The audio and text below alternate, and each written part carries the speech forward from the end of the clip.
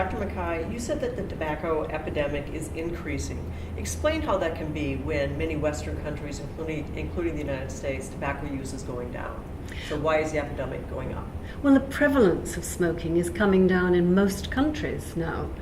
The problem is, because of the population pyramid, we're going to have 2 billion more people in the world by 2030. So even if we bring the prevalence down, the numbers will actually supersede that. So in terms of numbers of smoking, we'll have more number of smokers in 2030, 2040.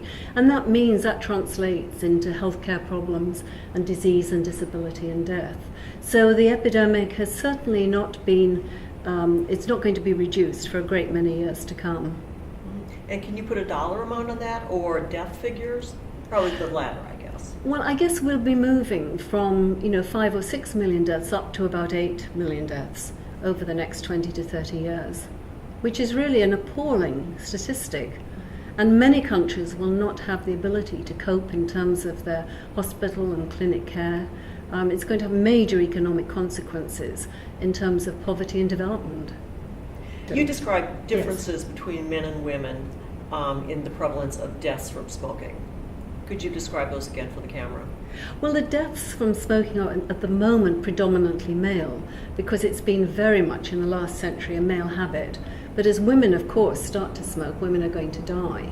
We're just extremely fortunate in the world that where there are the big populations in Asia, particularly China and Indonesia and India, the smoking rates amongst women are extremely low. In fact, throughout Asia, the whole of Asia, less than 5% of women smoke. So because of that, we've seen a much lower prevalence in terms of deaths. Why do economic costs trump health costs when governments are weighing tobacco harms? Well, it's the economic costs of the whole epidemic that is a main barrier to tobacco control.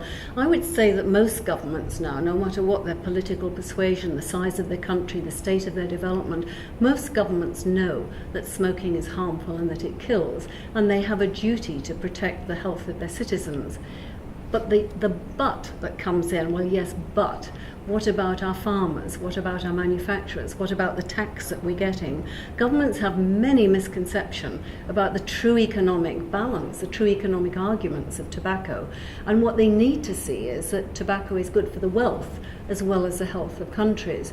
Firstly, we're going to have more smokers in the world, so no government's going to lose any tax money. They're going to get more. And as you put up the tax, governments get more and more. They need to be reassured about that. And they need to understand the enormous economic costs, not just of medical and health care, but environmental costs, the costs of fires. A third of fires are caused by careless smoking. The costs of just cleaning up the litter of all these millions every day of cigarette butts and ends and matches and packets being discarded. There's an enormous number of almost sort of hidden costs in a sense of smoking that really contribute to the fact that smoking is actually bad for the economy. Governments really need to understand that so they can more bravely grasp the political nettle of tobacco control. The anti-tobacco forces seem to have been blindsided by the rise of e-cigarettes. Is the industry winning the case for e-cigs at the moment?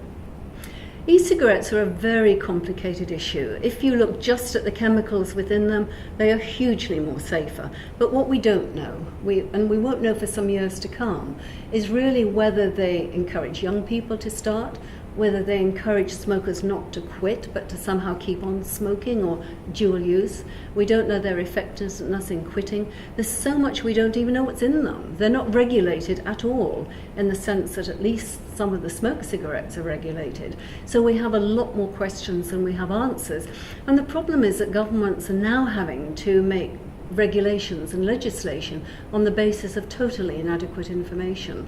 And it's true to say the public health community is very split about it, but I think there are things on which we can all agree. First of all, every single study on smoking, prevalent study, must now include e-cigarettes from now on. We've got to get a database. We've got to have some baseline figures as to what's happening. Secondly, we need to know what's in them. They should be required to tell and to disclose what are the ingredients within cigarettes. We also need to make sure they're not being smoked to children, not being sold to children to smoke. The issues of advertising and smoke-free areas are really much more difficult and much more complex.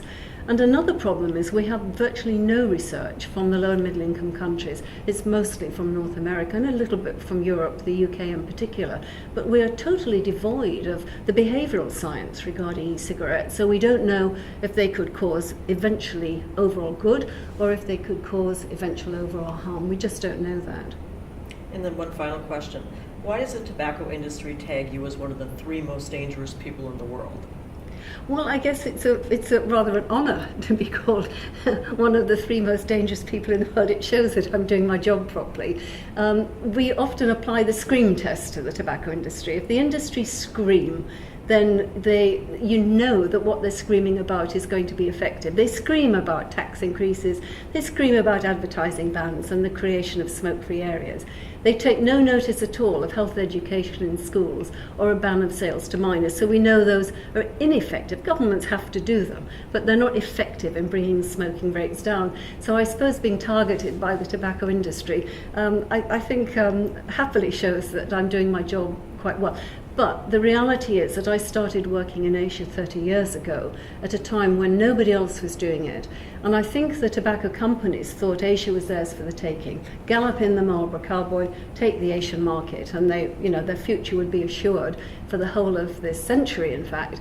And I think they found I was going to many countries in the 80s, like China and Vietnam and Cambodia and Mongolia, just as I go to North Korea today. I go early on to countries to try and help them get legislation and taxation in place. And if I'd been doing the same job in North America or in Europe, I would have been one of many, but I just happened to be the only person in Asia for a great many years. It's very different now. It's mainstream public health.